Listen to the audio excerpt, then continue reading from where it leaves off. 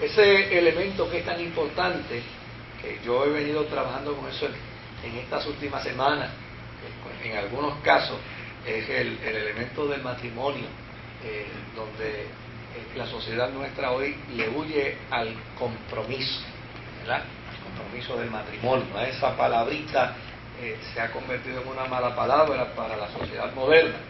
Y esta semana pasada yo estaba confrontando a unas personas y les dije, oye, contéstame una pregunta. Si yo te contratara a ti para trabajar conmigo, pero tú me dijeras a mí que tú vas a trabajar para mí sin ningún compromiso, y a su vez yo te dijera que yo acepto que tú trabajes para mí sin compromiso, pero de la misma forma que tú vas a trabajar para mí sin compromiso, yo te voy a pagar sin compromiso.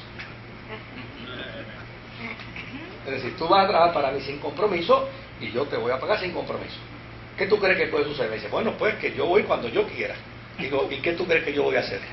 Yo te pago cuando yo quiera. Ahora, vamos a imaginarnos que tú eres un paciente que necesitas una operación y yo soy el cirujano. Y tú vengas donde mí y me digas que tú tienes esta condición y que te va a operar. Y que yo te diga a ti, yo te voy a operar, pero yo no voy a ejercer ningún compromiso de salud, ni ninguna garantía en tu operación. ¿Qué tú harás? Pues no me opero con usted. Ah, mira qué bien. Y así sucesivamente seguimos evaluando un sinnúmero de cosas. Le digo, ¿y qué tú crees que es el acto matrimonial? Es un compromiso. Especialmente en la psique de los seres humanos, cuando se entra en el proceso solamente de convivencia y se pierde de perspectiva el compromiso, pues ¿qué hace la gente? Pues si no hay ningún compromiso, cuando las cosas no están bien, arranco y me voy. Entonces, en este mismo caso, en esta misma situación sucedía esto. Los curas, como no se podían casar y vivían en concubinato, pues lo mismo vivían en concubinato con una, que con dos, que con tres, que con cuatro, que con cinco.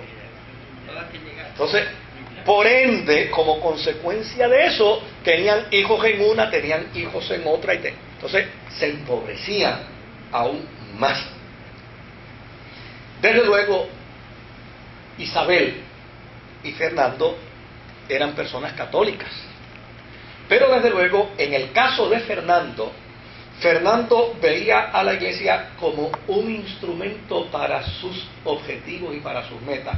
Es decir, si este arzobispo de España me está viendo a mí como un objetivo para sus metas, ¿por qué yo no los puedo ver a él de la misma manera?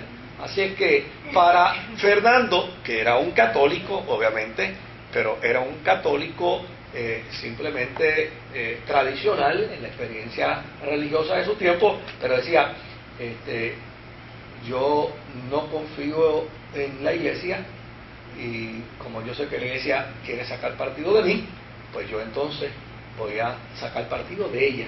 Ahora, en el caso de Isabel era totalmente distinto. Isabel era una católica devota.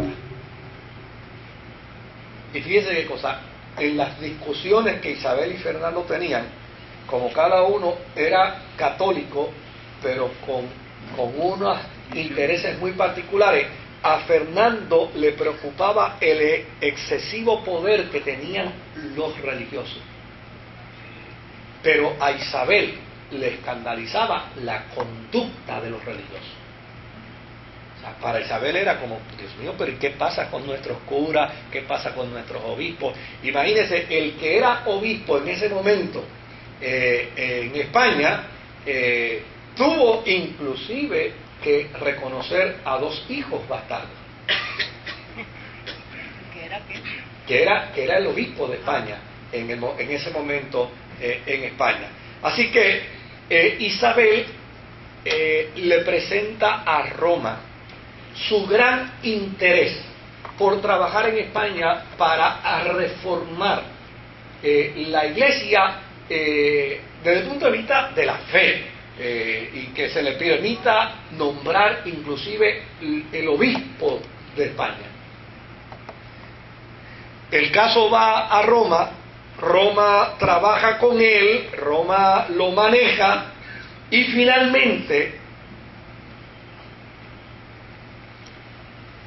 aquel papa del que hablamos la semana pasada, Alejandro VI, ¿se acuerdan? Que era un bueno para nada. Increíblemente, este hombre aceptó el planteamiento de Isabel, envió una bula papal reconociendo la capacidad de Isabel como una católica devota para que ella, como reina de España, pudiera trabajar a fin de reformar el clero dentro de España. Así es que antes de Lutero, y este dato, ¿por qué Justo González dice que es importante?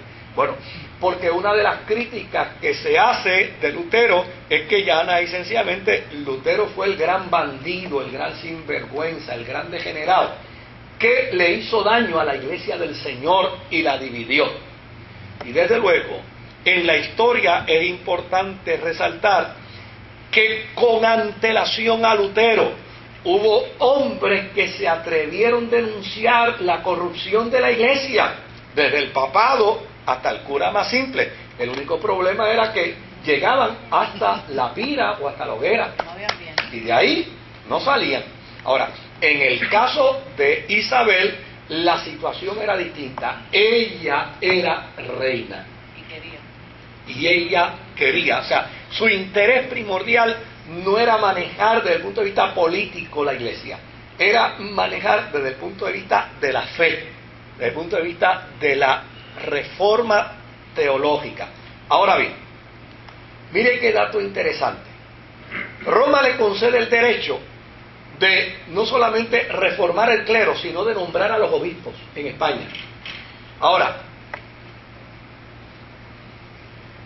Isabel empezó a trabajar para conseguir los personajes idóneos para su meta de reforma, mientras que Fernando, que tenía otro interés distinto, nombró como arzobispo de Zaragoza a un hijo bastardo que él tenía, que a la sazón en su nombramiento le llamó don Fernando, pero don Fernando tenía 6 años de edad cuando lo nombraron arzobispo. 6 años de edad.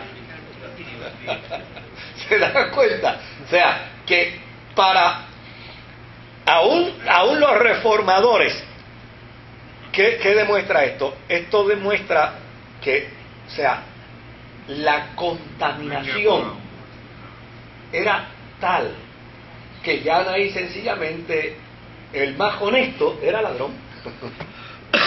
El más honesto estaba corrupto. O sea, era la verdad que era una vergüenza el cristianismo en ese periodo de tiempo. Ahora, claro, Isabel no acepta los criterios de Fernando, porque a pesar de que Isabel era muy devota, Isabel era una mujer muy hábil, políticamente hablando. Y llana y sencillamente, ella no acepta que ese muchachito de 6 años siga escalando peldaños dentro de la vida religiosa, porque inclusive llega el momento en que cuando ella dice, bueno, pues yo para Aragón, para Castilla, voy a nombrar otro obispo que no sea ese nene de 6 años. Entonces Fernando le dice, no, mira, vamos a trabajar esto de la manera siguiente, vamos a nombrarlo a él el obispo, le ponemos un tutor, porque obviamente el interés de Fernando era que en un momento dado tanto la iglesia como la corona estuvieran ¿qué? Estuvieran vinculados. Bueno, pues claro, pues si la iglesia quiere quitarme el Estado, ¿por qué yo no puedo pensar en quitarle la iglesia? Pero en el caso de Isabel, por su vida devocional, por su vida de compromiso cristiano, pues ya necesariamente siguió buscando el candidato hasta que finalmente logró reclutar a Francisco Jiménez de Cisneros. Francisco Jiménez de Cisneros era un franciscano. Y desde luego, ustedes saben que los franciscanos y los dominicos en ese sentido